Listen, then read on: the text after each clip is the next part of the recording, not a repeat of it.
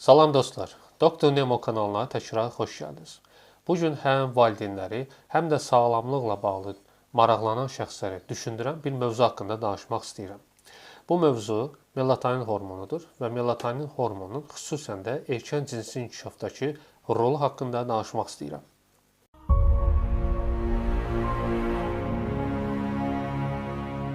Melatonin çox vaxt yuxu hormonu kimi bilinən bir maddədir. Amma onun funksiyası təkcə yuxu yaratmaqla mı bitir? Xeyr. Melatoninin bir sıra funksiyaları vardır və o haqda danışacağam.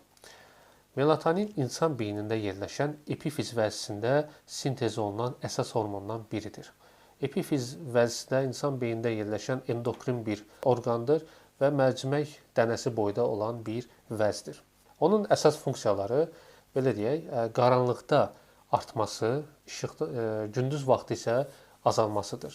Yəni belə deyək, melatonin insan beyninə bir siqnal göndərir və bildirir ki, hal-hazırda gecədir və yatmaq vaxtıdır, gündüzdür və yatmaq bitdi. Az öncə bildirdim ki, melatonin hər kəs yuxu hormonu kimi tanısa da, onun bir çox funksiyaları vardır. Melatonin insan orqanizmində triptofan amin turşusundan sintez olunur və əvvəlcə serotonin yaranır.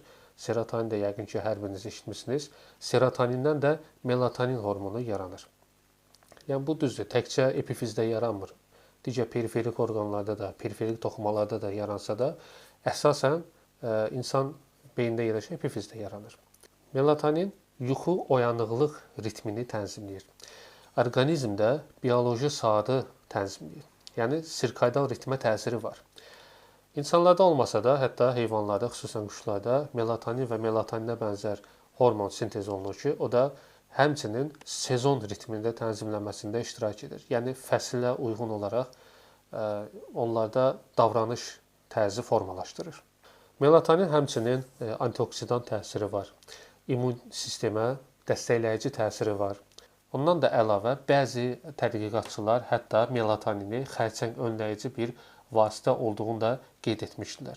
Və ən əsası melatoninin ən vacib funksiyalarından biri də və hər kəs bunu bilməlidir. Məncə çox diqqətlə yayılan bir şeydir. Melatonin uşaqlarda erkən cinsi inkişafın qarşısını alan ən əsas hormondur. Bu sonuncu məqam dediyim kimi çox vaxt diqqətdən qaçır. Əvvəla bildirim ki, melatonin necə olur, sintez olunur? Bizim gözümüzdə yerləşən fotoreseptorlara işığın düşməsi ilə fotoreseptorların oyanması baş verir. Burada yaranan impuls supraxiasmal nüvəyə çatdırılır. Oradan da melatoninin sintezinə birbaşa təsir baş verir. Yəni gündüz vaxtı melatoninin sintezi işıq reseptorlarının oyanması ilə azalır, amma gecələr isə işıq olmadığına görə və ya da işıq az olduğuna görə fotoreseptorlar oyanmır və oyanma olmadığına görə də burada bir sıra fermentlər aktivləşir və melatonin hormonu təkrar sintez olunmağa başlayır. İndi siz gəlin danışaq melatoninlə erkən cinsi inkişafın arasındakı əlaqə nədən ibarətdir? Melatonin hormonu uşaqlarda daha çox sintez olunur. Bilirsiniz, bəlkə də görmüsünüz və ya da valideynsinizsə bunu müşahidə etmisiniz. Uşaqlar daha çox yatırlar. Amma yaş artdıqca, yəni böyüdükcə yatma saatları da azalır. Bu da melatonin sintez olunması ilə əlaqədardır. Uşaqlarda yetkin insanlara nisbətən melatonin hormonu çox sintez olunur. Melatonin hormonu hipofizə tormozlayıcı təsir göstərir. Hipofiz nədir? Hipofiz insan endokrin sisteminin ən baş tənzimləyici endokrin vəzisidir. Yəni bu elə bir vəzidir ki, burada yaranan hormonlar periferiyada yerləşən digər endokrin vəzilərə də tormozlayıcı və oyadıcı təsir göstərə bilir. Və onlar arasında qarşılıqlı əlaqə mövcuddur. Hipofizdə gonadotropin hormonu yaranır ki, bu da cinsi inkişaf üçün əsas hormon hesab olunur. Gonadotropin hormonu yetkin insanlarda, qadınlarda menstruasiyanın tənzimlənməsində, estrogen hormonunun yaranmasında iştirak edir. Hamiləlik zamanında müəyyən funksiyalar yerinə yetirir. Kişilərdə isə testosteronun yaranmasında, həmçinin spermatogenez prosesinin həyata keçirilməsində iştirak edir. Uşaqlarda isə bilirsiniz ki, cinsi inkişaf yoxdur.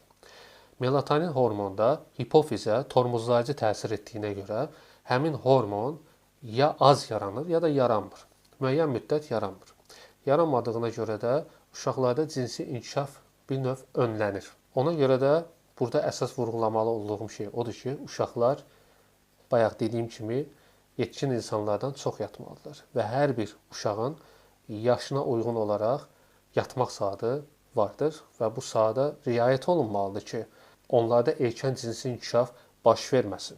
Bu da melatonin hormonunun yaranması ilə baş verir və biz əgər onun yuxu rejimini tənzimlənməsində köməklik göstərməsək, melatonin hormonunun yaranması da pozulmağa başlayır. Yəni qısaca belə deyim ki, melatonin uşaqların uşaqlıq dövrünü yaşamasına kömək edən bir hormondur. Melatonin azaldıqda isə, yəni uşaqlarda melatonin azalsa, onlarda estrogen, testosteron hormonunun artması yaranır və bu da birbaşa cinsi toxumalara təsir edir. Müasir dövrümüzdə bilirsiniz ki, hər bir evdə elektrik xətti var, hər kəs elektrikdən istifadə edir və hər bir yerdə işıq yanır.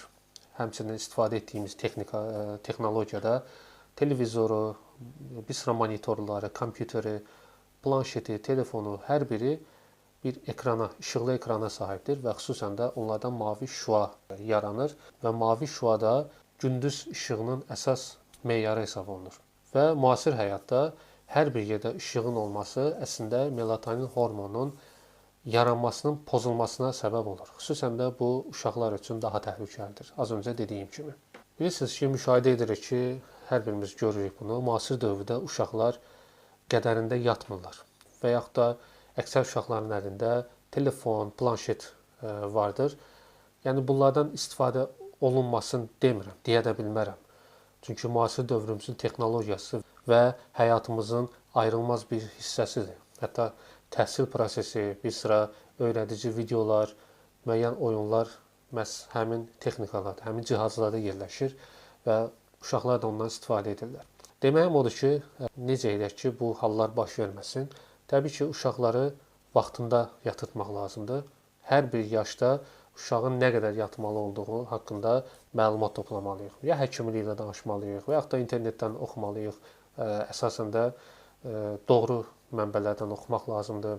Müəyyən mütəxəssislərdən uşaq tərbiyəsi ilə məşğul olan, həm sağlamlığı, həm də tərbiyəsi ilə məşğul olan mütəxəssislər vardır. Məsələn, onlar da bu haqqda məlumatdırlar. Onlarla da konsultasiya edə bilərsiniz ki, uşaq bu yaşda nə qədər yatmalıdır. Məsələn, 4-5 yaşlarında 12 saat yatmalıdır uşaqlar.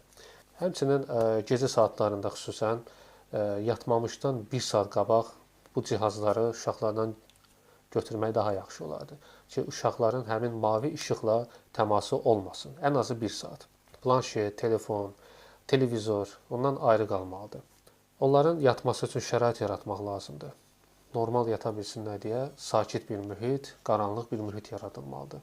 Son illərdə aparılan kliniki müşahidələr erkən cinsi inkişafların təkcə genetik faktorlarla əlaqəli olmadığını müşahidə etmişdir və son dövrlərdə cihazların həyatımıza daha çox girdiyi vaxtdan etibarən bunun daha çox artdığını müşahidə edirik. Səbəb isə əsasən melatonin hormonunun pozulmasıdır. Erkən cinsi inkişaf da adətən hansı bir yaş kateqoriyası hesab olunur? Qızlarda 9 yaşdan aşağı götürülür, oğlanlarda isə 10-11 yaşdan aşağı nəzərdə tutulur. Erkən cinsi inkişaf baş verən uşaqlarda əsasən cinsi orqanların hipertrofiyası baş verir, yəni böyüməyə başlayır. Onlarda cinsi hormonların artması nəticəsində ikincili cinsi əlamətlər ortaya çıxmağa başlayır. Bütün bu əlamətlər birlikdə də makrogenitosomiya adlanır.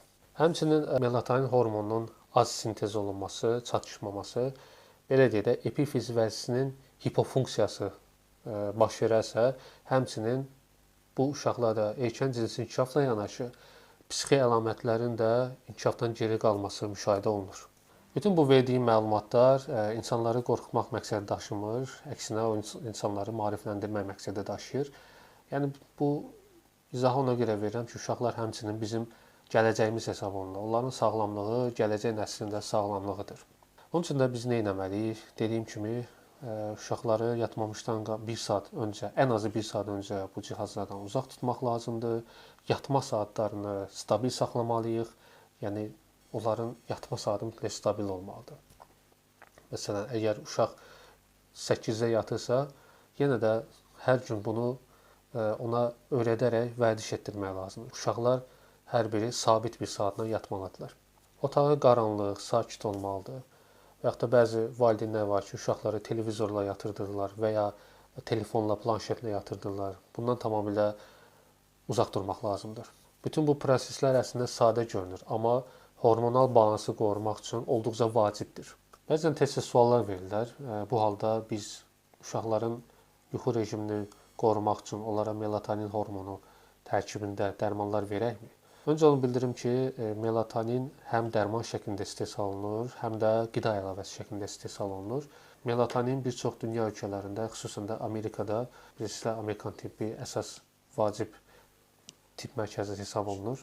Amerikada qida əlavəsi kimi istifadə olunur. Məsələn, Böyük Britaniyada müəyyən yaşdan sonra reseptsiz satılır, amma müəyyən yaşa qədər mütləq reseptlə təyin olunur. Yəni onu müəyyən yaşa qədər dərman kateqoriyasında istifadə edirlər. Amma bizim ölkədə isə həm dərman preparatı şəklində var, həm də qida əlavəsi formasında var. İndi biz bu halda dərman verməliyikmi? Mütləq həkim nəzarəti altında olmalıdır. Yəni öz başına qətiyyən uşaqlarınıza melatonin tərkibli işinə verməyin. Tövsiyə olunmur. Çünki siz melatonin verməklə onun endokrin sisteminə təsir etmiş olursunuz. Endokrin sistemdə orqanizmin tənzimləyici bir sistemidir. Həm böyüməsini, həm maddələrin mübadiləsini, həm psixi fəaliyyətini, davranışlarının hamısına təsir edir. Ona görə də mütləq həkiminizlə konsultasiya edin. Uşaqlarınızın pediatrı ilə konsultasiya edin. Bu təkcə uşaqlara aid deyil, eyni zamanda yetkin insanlara da aid edilir. Həmçinin bəzən öz başına qəbul nəticəsində doza həddi aşıla bilər. Doza həddinin aşılması da bilirsiniz, dərmanın zəhərdən ayıran şey onun dozasıdır. Bunu heç vaxt unutmayaq. Yəni melatonin vermiş olsaq belə ondan möcüzə gözləmək lazım deyil. Yəni mütləq şəkildə biz melatonin qəbul edəcəyik. Yuxu rejimimiz bərpa olunacaq uşaqlarda və yetkinlərdə. Ona öncə bildirim ki, melatonin güclü yuxu gətirici maddə hesab olunmur. Yüngül dərəcəli hesab olunur. Melatonin düzdür, vacib bir tənzimləyicidir. Amma orqanizmdə melatonin sintezini normal saxlamaq üçün həyat tərzimizdə ona uyğun etməliyik. Çünki həyat tərzi ilə yuxunu da normaya salmaq mümkündür. Həyat tərzimizə daha doğru yanaşmaqla, onu daha düzgün istiqamətə qoymaqla yuxu rejimimizi bərpa edə bilərik və bununla epifiz vəzisinin funksiyasını balanslaşdıra bilərik. Yekunda onu bildirmək istərdim ki, uşaqlarımızın sağlam yaşaması üçün yalnız qidalanmasına deyil, yalnız dərmanlarla, vitaminlərlə tənzimləmək deyil, həmçinin onun bioloji ritmlərini nəzarət altında saxlamaqla, qorumaqla onların sağlamlığını qorumuş oluruq və gələcəyə sağlam nəsil vermiş oluruq. Bioloji ritmlər deməkdən məqsədində ən əsas da yuxudur. Çünki melatonin bu ritmin əsas açarlarından biridir. Əgər bu mövzu da sizə faydalı oldusa, düşünürəm ki, hər birimiz üçün faydalı bir mövzu idi, diqqət etməli olduğumuz bir mövzu idi. Siz də bu kanala abunə olun, dəstək göstərin, paylaşın. Qoy insanlar da bu haqda məlumatlı olsunlar. Bilməyən insanlar var, vaxtları olmayan insanlar var. Təbii ki, oturub kitab oxuya bilməyən insanlar var, vaxtları olmur. Amma qısa videoda bəlkə onlara doğru məlumatı vermiş ola bilərik və yaxud da tətikləyici bir təsir edə bilərik. İndi isə bu qədər. Sağ olun, sağlam olun. Uşaqlarınızdan da, özünüzdən də müğayət olun.